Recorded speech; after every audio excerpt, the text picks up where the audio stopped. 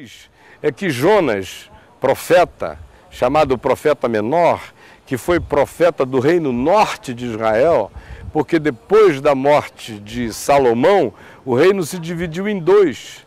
Jeroboão provocou uma divisão, Roboão, filho de Salomão, continuou no reino sul, a capital em Jerusalém, mas as tribos que se rebelaram ficaram todas elas compondo o reino norte de Israel. E Jonas era filho de um profeta que profetizava especialmente no reino norte de Israel. Provavelmente a residência dele fosse na área que no Novo Testamento a gente conhece como Samaria, e no Velho Testamento também.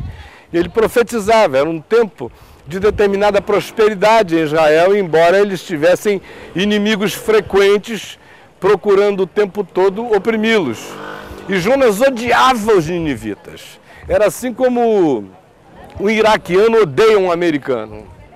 Era assim como um palestino odeia um israelense. Ou é assim como um israelense radical, extremamente radical, odiaria um palestino. Era esse tipo de ódio.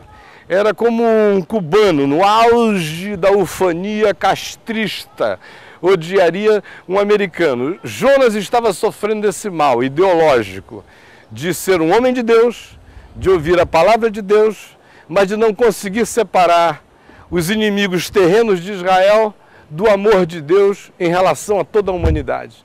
Até um dia em que Deus disse: olha, eu quero que você vá e pregue aos ninivitas. Aí ele falou: o que eu vou fazer pregando aos ninivitas? Se esse pessoal se converte. Você conhece essa história. Tem um bocado de gente que quer que todo mundo se converta, menos os inimigos. A conversão dos inimigos aplacaria com o que eles supõem seria a ira de Deus contra os inimigos. Eles querem que a ira de Deus caia sobre os inimigos. É quando a ideologia fica muito mais forte que o amor de Deus, é quando a política fica muito mais forte do que a compaixão, é quando a ideia humana fica muito mais forte do que a vontade de ver todos os homens sendo abraçados pela graça e pelo amor de Deus. E aí, Jonas, ouvindo essa ordem divina que o mandava pregar aos ninivitas, disse: eu não vou não. E saiu lá da região onde ele morava, que não era esta. Veio até o reino sul de Israel, até a cidade de Jope. E aqui ele pegou um barco, saíam barcos para todos os lugares, e diz a Bíblia que ele pegou um barco para Tarsis. Até hoje não se sabe exatamente o significado de Tarsis, embora a maioria dos experts relacionem isso a uma cidade na costa da Espanha. Naquele tempo, no entanto, dizer Tarsis era a mesma coisa que há 20 anos atrás significava no Brasil dizer vai para a China. Ou seja, Jonas comprou uma passagem para o fim do mundo. Se era Tarsis na Espanha ou não, não importa. Era o lugar mais distante que ele conhecia. Ele veio e pegou o ticket mais distante. Para onde é que você quer ir, Jonas? Ele olhou assim para o mar Mediterrâneo, que não tinha nada disso aqui, era só o marzão aberto, e falou: eu quero ir para a China, quero ir para o fim do mundo, vou para Tarsis. E entra no barco. E é no caminho que acontece todas aquelas coisas que a gente lê no livro bíblico chamado de Jonas, que se dão com ele. Ele vai, dorme no navio, tempestade chega, está todo mundo morrendo, ninguém entende o que está acontecendo, é uma tempestade alienígena, e ele então dorme lá embaixo.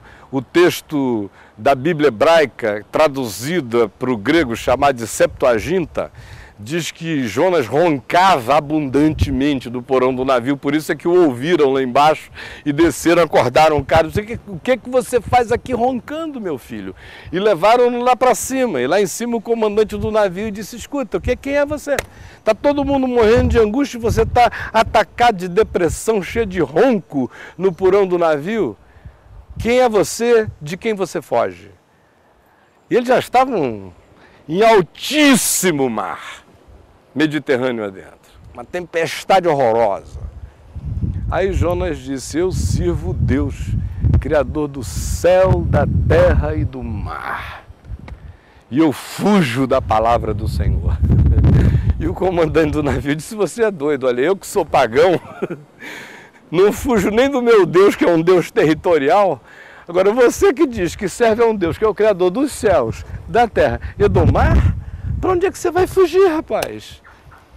O que a gente faz agora? O Jonas disse, olha, me joguem no mar que isso tudo vai passar. Ele estava tão suicida que ele preferia morrer do que fazer a vontade de Deus. Ele podia simplesmente dizer, olha, eu vou fazer o que Deus me mandou, pregar aos ninivitas. Mas não, a obstinação ideológica dele era tão grande que ele preferia morrer do que de fato seguir o caminho que lhe fora indicado. E o comandante não vacilou, pegou Jonas, 1, 2, 3 e 4, homem ao mar, jogou lá. E ele foi engolido por um grande peixe, um cachalote, uma coisa do gênero. Não é o primeiro caso na história, há vários outros casos registrados.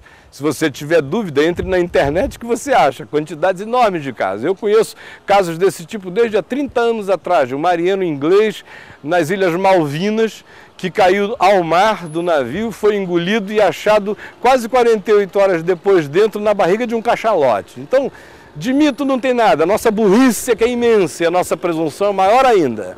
E os homens da Bíblia não estavam construindo historinhas míticas, eles estavam apenas narrando o que havia acontecido. Se nós, com as nossas sofisticações pós-modernas, não conseguimos acreditar, problema nosso. Fato é, no entanto. E aí ele chega em Nínive, prega, a população de Nínive se converte, o rei de Nínive declara um jejum que incluía até os animais.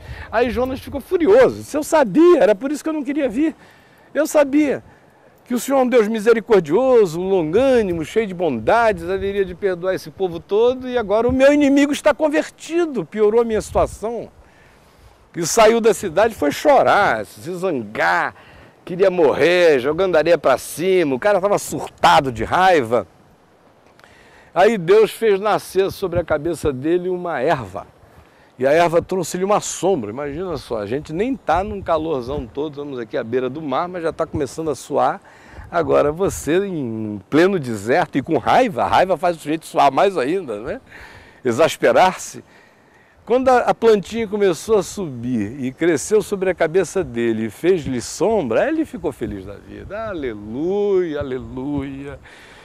Que sombrinha boa, que erva maravilhosa, que coisa extraordinária. E aí, durante a noite, Deus enviou um verme que comeu a planta e no dia seguinte ela estava morta, o sol veio e Jonas ficou atormentado de calor e começou a maldizer os céus e a terra e pedir para si a morte.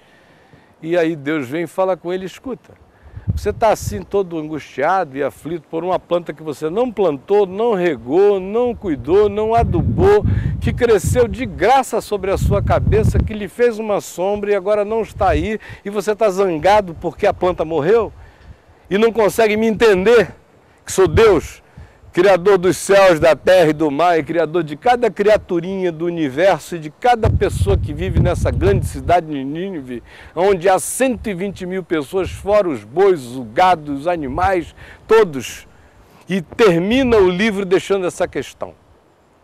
A gente prossegue, Jope teve as suas importâncias ininterruptas comerciais, e aí a gente chega no Novo Testamento, em Atos dos Apóstolos, no capítulo 9, aonde você ouve dizer que Pedro estava em Lida, que é onde está hoje mais ou menos o aeroporto Ben Gurion, aqui de Israel, o Lod, Lida. Era lá que Pedro estava, tinha